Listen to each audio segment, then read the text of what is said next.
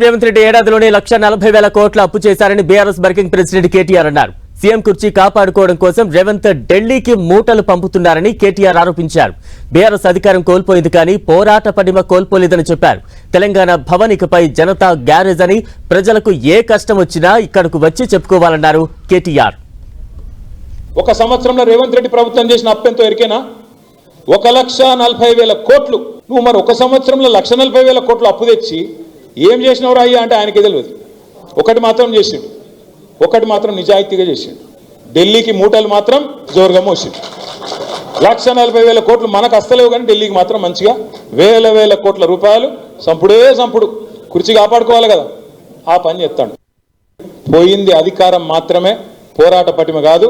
తప్పకుండా కాంగ్రెస్ ప్రభుత్వం యొక్క 420 హామీలు ఏవైతున్నాయో 420 హామీలు యాద్ చేద్దాం, గుర్తు చేద్దాం, ఎంబడబడదాం.